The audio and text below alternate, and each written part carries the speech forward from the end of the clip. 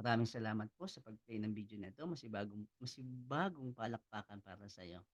So, solve po natin ito. This is Sir Jeff again. We're going to do the age problem. So, let's do this. April is twice the age of Diane. The sum of their age is 21. How old is Diane?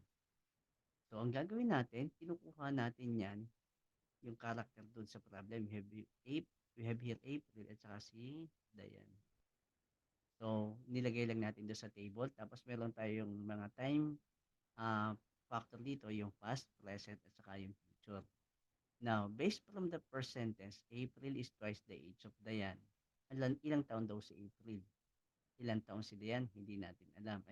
But based from this sentence, we're talking of the present kasi yung verb natin is. Wala naman tayong time phrase dito na in 5 years or in the last 5 years ago. Wala tayong nakalagay na gano'n. So, present, simple present lang to.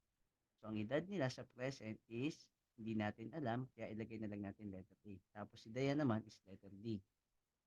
Then, let's try to put an equation based from that information that we have dun sa sentence na yan. Ang sabi, si April daw is twice the age of Diane. What is the age of April? Letter A. Twice daw yan ang age ni Diane. So, what is the age of Diane? Letter D. And we're going to multiply it by 2 kasi doble daw ng edad ni Diane yung edad ni April. So, we're done with this sentence. Next sentence tayo. The sum of their age is 21. So, we're still looking or talking here of the present age.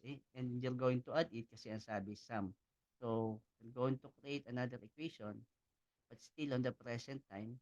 So, yung present age daw nila, which is letter A, plus yung present age naman ni Dayan with letter D. Okay, so ito yung age ni April at saka ni Dayan. I-add natin.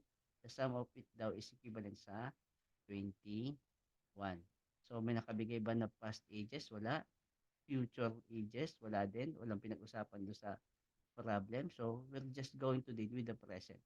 Anyway, nakakuha naman tayo ng dalawang equation. Okay? And we have to find out yung value ng A at saka D. So, pwede natin isolve yan kasi may dalawa tayong unknown, dalawa din yung equation natin. So, let's do this. So, solve natin by substituting yung equation number 1 papunta sa equation number 2.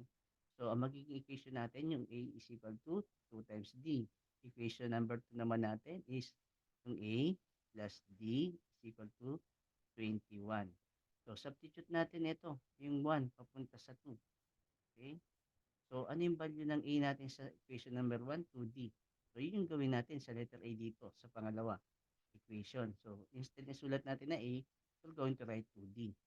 Plus, yung D again dito, okay, bring down lang natin, is equivalent to 21. Ito ngayon yung equation number 2 pa din, pero, or pwede mong equation 3 din, tawagin mo equation 3. Pero ito, sinubstitute natin yung value ng A dito. Okay, based from equation number 1. Okay? So, based from here, isang variable na lang ang nakalagay dun sa isang equation. Unlike here, merong A at saka D. Dito din may A at saka D. But here, isa na lang. So, pwede na natin isolve yan. So, 2D plus D is equal to 3D. Equivalent to 21 sa other side. So, if you're going to get the value of D, you will simply transpose yung 3 sa kabila, which will become division. So, magiging 21 divided by 3 is 7. So, si Dayan daw at present is 7 years old. Okay? Pero, let's try to solve this further. Okay? Solve naman natin yung age ni April. Ilan taon daw si April? Si April daw is twice the age of Dayan. So April is actually twice the age of Dayan. And Dayan is equivalent to 7. So if you're going to double that one or twice it, you have 14. So si April now is 14 years old. Okay? So I hope this been informative for you. And I thank you for viewing.